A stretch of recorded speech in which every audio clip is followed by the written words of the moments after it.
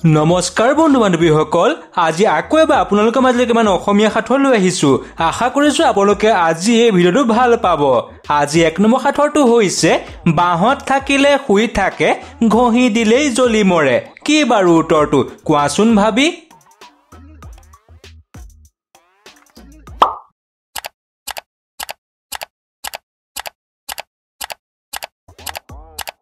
ভাবি পালেনে? হয়, ইয়াৰ উত্তৰটো হৈছে জুইশলাৰ কাঠি। 2 নম্বৰ সাঁথৰটো হৈছে এটা সাঁথৰ চুঙাটো হ'ল কাঠৰ, দুমূৰে দুটা গাঠি, মাজত হ'ল কাঠি। দিয়াচোন উত্তৰটো অলপমান ভাবি।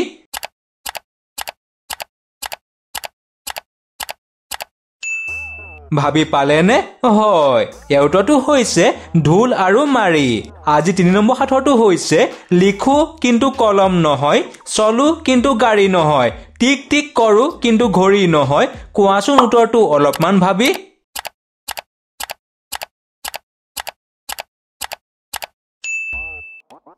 হয়, আপোনালোকে ভবাটোৱেই। ইয়াৰ উত্তৰটো হৈছে টাইপৰাইটাৰ। 4 নম্বৰ সাঁথৰটো হৈছে এনেকুৱা কি শব্দ আছে যাৰ দ্বিতীয় আৰু চতুৰ্থ মিলি মূৰ বুজায়, চতুৰ্থ আৰু তৃতীয় মিলি ৰ'দ বুজায়। কি বাৰু উত্তৰটো?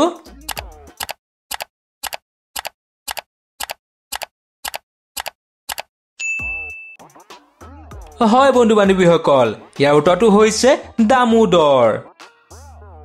5 নম্বৰ সাঁথৰটো হৈছে ৰাতি আহি ৰাতিয়েই যাওঁ, কোনেও আজিলৈকে ধৰি বান্ধি মোক ৰাখিব পৰা নাই।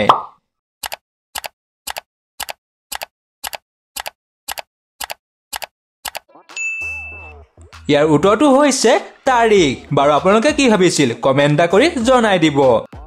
আজি 6 নম্বৰ সাঁথৰটো হৈছে কোন তিনিটা ইংৰাজী লেটাৰে এগৰাকী ছোৱালীক মহিলালৈ আৰু এজন শিশুক যুৱকলৈ ৰূপান্তৰিত কৰিব পাৰে।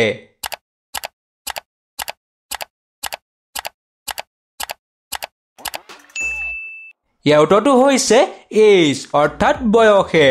7 নম্বৰ সাঁথৰটো হৈছে হৰ হৰি মৰ মৰি, কোন ঠাইত দেখিলা 3 মূৰ 10 ভৰি। কোৱাচোন বন্ধু বান্ধৱীসকল উত্তৰটো ভাবি।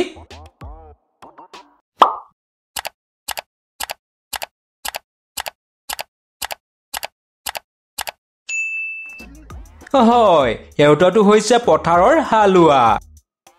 আজি 8 নম্বৰ সাঁথৰটো হৈছে বৃক্ষ নহওঁ মই বৃক্ষৰ সন্তান, মানুহৰ সেৱা কৰো নাই মোৰ অভিমান।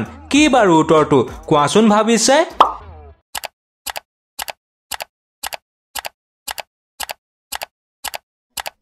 হয় বন্ধু বান্ধৱীসকল, আপোনালোকে ভবাটোৱেই। ইয়াৰ উত্তৰটো হৈছে কাঠ। আজি 9 নম্বৰ সাঁথৰটো হৈছে বিয়াৰ আগত কইনাই দৰাক কি দিয়ে যিটো বিয়াৰ হোৱাৰ পিছতেই ঘূৰাই লয়। বিয়াৰ আগত কইনাই দৰাক কি দিয়ে যিটো বিয়াৰ হোৱাৰ পিছতেই ঘূৰাই লয়। বন্ধু বান্ধৱীসকল, আমাৰ চেনেলটো ছাবস্ক্ৰাইব আৰু ভিডিঅ'টো লাইক কৰি দিব। ধন্যবাদ। হয়, ইয়াৰ উত্তৰটো হৈছে ডেকা জীৱন, নহয়নে বাৰু?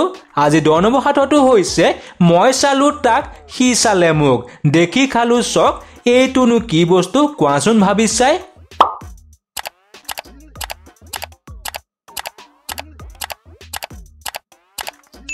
হয় বন্ধু বান্ধৱীসকল, ইয়াৰ উত্তৰটো হৈছে আইনা।